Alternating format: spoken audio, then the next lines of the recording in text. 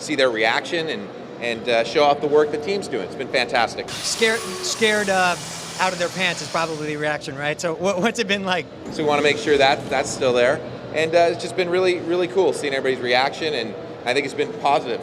We saw the first gameplay during the GTTV pre-E3 special, and obviously you guys are looking to amp this whole thing up. Dead Space was a huge success, but what are you bringing to the formula now to make it even more so? Well, I think what we're really focusing on is remembering what made the first game really special for people. You know, I think it would be silly for us to go away from those things that people enjoyed. So what we're trying to do is evolve them and make them better. And that's Isaac over there, more responsive. We've enhanced his kinesis so it's actually really valuable during combat. And of course, we've enhanced his arsenal of tools. He'll have a whole bunch of new tools to use. And of course, our Zero-G has been totally expanded now, allowing Isaac to actually move in full 360-degree range within the game world. And tell us how that changes the gameplay mechanics and some of the puzzles and things that might be in the game.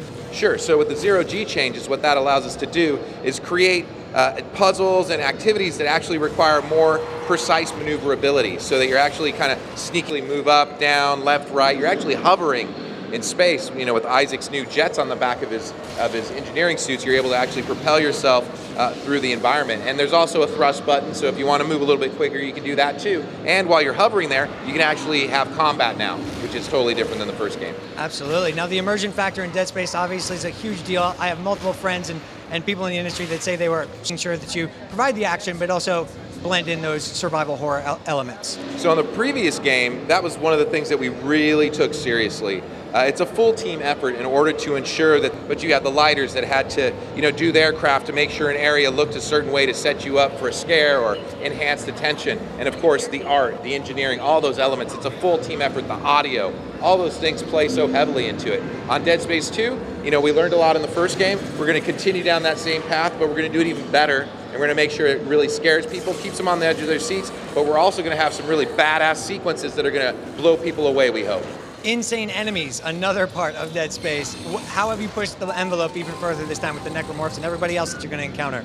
Well, given that the Sprawl is on Titan, one of the moons of Saturn, and it's actually a fully thriving city, it gives us the opportunity to have a bigger diversity of enemies. If you think about the first game, you're on the Ishimura. It's all pretty much adults except for the lurker babies that you came across. So in Dead Space 2, you're actually going to encounter a wider range of enemies. And also, given that there's so many different jobs and types of things for people to do on the Sprawl, there's even more variety in the stock slasher enemies. So you'll see like zealots that are wearing robes. You'll see some slashers that are twisted around horribly. So we're really mixing it up, and we're going to deliver a wider range of enemies for everybody. Plus, we'll still continue to have those grotesque bosses that we had the last time. Absolutely. It's what we're seeing in this hands-on demonstration right now. Sure. So here's a little glimpse of Zero-G, like I was talking about. There's these coffin loaders that are actually moving down coffins, and then they're being fed down to the crypt area that was happening earlier. And as you can see, Isaac's able to move, freely throughout this area. You see him in his classic mining suit there. So, now he's just used stasis to kind of get through that little puzzle bit. There are these chomper blades that would have snapped him in half. And so now he's landing, and that's just one little example of how the navigation has changed. And that one, it was more of a navigation puzzle from the original game. And now we're going to get to see Isaac actually put on the advanced suit, So this has been really fun. All of the suits, all the helmets will actually have unique animations like you'll see here. And it was a big change. It's another one of those selves and do better, because we know how expensive and how games are important to people, and we want to make sure that we deliver something that's worth everybody's effort, their money, their time, and we really hope we're going to nail that with Dead Space 2. Kind of in the middle of it right now. What you're going to get to see, well, I don't want to spoil it. Here's one of those video logs, so a tinge of color to them, so we're enhancing those. Again, making sure everything feels better than last time. So every piece of the visuals, the gameplay, the enemies, everything, we're really trying to advance that, and that includes the video logs that we see here. Now Isaac's going to exit this elevator in Gothic-influenced cathedral. It's the Church of Unitology on the Sprawl. You'll notice the influence in the architecture. We got the nice stained glass. Incidentally, that's what our room here at E3 looks like. So anybody, if you want to come by and check it out, that's what you're going to be in. And then, of course, you got this guy. So this is the tripod. This is kind of a mini-boss, so to speak, that Isaac's going to have to dismember that proboscis thing, shoot that baby sack, just blast the pus out of that thing, and then hopefully he'll survive. And then depending on how much longer we let people see it, you'll actually get to see another new enemy called the Pack. Let's see him. All right, let's do this. Hopefully he'll survive. Let's do it. Here he comes. All right. So again, here's a little intro for the Pack coming up. And there he is. So now the idea with these guys is that they actually attack in numbers. So in the preview about numbers, so you're going to see just swarms and swarms of these guys coming. That right there was actually the javelin gun, and you saw the alt fire, which actually incinerates enemies. So it has a small area of effect. So what happened there was one of the guys got impaled, and then the alt fire was used and actually took out numerous guys around. So these guys attack in numbers. It's more about, just overwhelming the player with these guys.